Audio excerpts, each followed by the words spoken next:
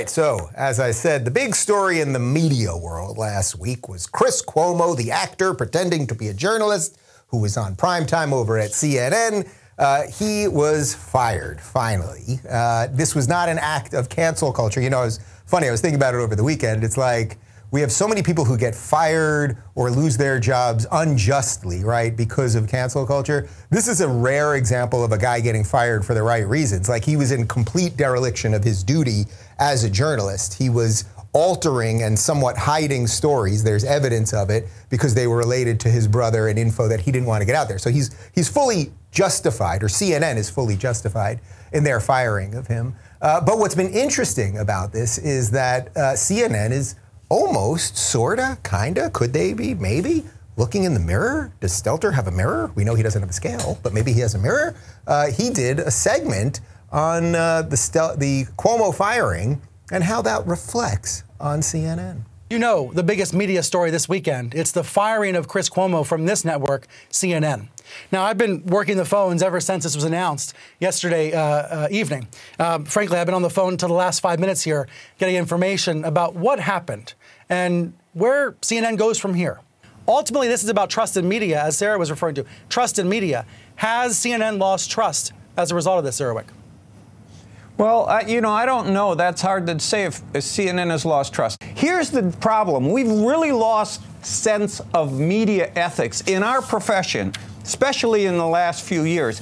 You have to ask yourself first, and this is the mistake that Chris Cuomo made, and in some sense I think CNN made this same mistake in not forcing him to ask this. Who do you work for? Who do you serve? Obviously, you serve and you work for your employer or you don't get a check. But beyond that, who are you talking to? You should be serving the public. See, that's the thing. That's Brian, the thing, Zerwick. I think this is a once-in-a-lifetime ethical dilemma that doesn't try to let off about the hook, but there's never going to be another moment like this where there's a brother as an anchorman of a governor in the middle of COVID, and one of them gets COVID. Like, this was a once-in-a-lifetime situation. That doesn't mean that everyone necessarily did the right things at the right time, but it was unique. All right, so first off, credit where credit is due. I will give Stelter a little credit for even doing this segment, right? I'll get to what he said there at the end where he, sort of moves the goalposts on it. But like, just for doing the segment, I'll give the guy like a certain amount of credit. The guest there made a good point that media ethics have been completely trampled on. There basically are no media ethics anymore. I can tell you this, that at this point, and I did one of these last week, when a mainstream publication reaches out to me, which they reach out to me several times a week to get, they want quotes from me, or they maybe want to do a story on me, or they want to do a story on a friend of mine, I almost always know it's a hit piece. Almost always. And usually I just write back something like, you are not a journalist, you're an activist, or something to that effect. And I say, you can put that on the record, and then they don't print anything. So I will give Stelter a little bit of credit there, and I'll also give the guest a credit for saying, hey, we've failed. We in the media have failed, because so many of us, right, you guys watching this, you know how badly they failed. Now, what's interesting, and this is where Stelter fails, is he's asking the question like, oh, have we harmed our trust? Like, have we not been acting as good as we should have? And it's like, well, A, that's obvious, right? Like, that's just obvious. But like, if you just went through the list of things that CNN has lied about over the last, say, 3 years, that is far, far bigger than Chris Cuomo, who will just be a footnote, irrelevant piece of history, right? They lied about Brett Kavanaugh being a serial rapist. Remember, that was every single day on CNN, 24 hours a day. They lied about Jussie Smollett being lynched. Remember that? And now they're not even really covering the trial of Jussie Smollett right now because it would expose all their lies in the first place, which is another type of fake news. A type of fake news is when you promote a lying story, but then another type of fake news is when you won't cover something because it also goes against your narrative. So that's a double lie on Smollett. They lied endlessly about the Russia hoax, endlessly. They lied about Hunter Biden and the laptop, and we weren't allowed to talk about it. They lied about the Covington kids being racist. And then who's the kid, the main kid? The main Covington kid? The main Covington kid, Nick Sandmann, thank you. Nick Sandmann won a big lawsuit against CNN because of that. They lied about Kyle Rittenhouse. They lied about the Very Fine People hoax, where Trump did condemn the white supremacists and the neo-Nazis. So you guys have lied about like all of the stuff that has mattered culturally and politically, and you will continue to lie, and we'll know you're lying, and you'll know you're lying, and yet you'll continue to lie, right? We know all that.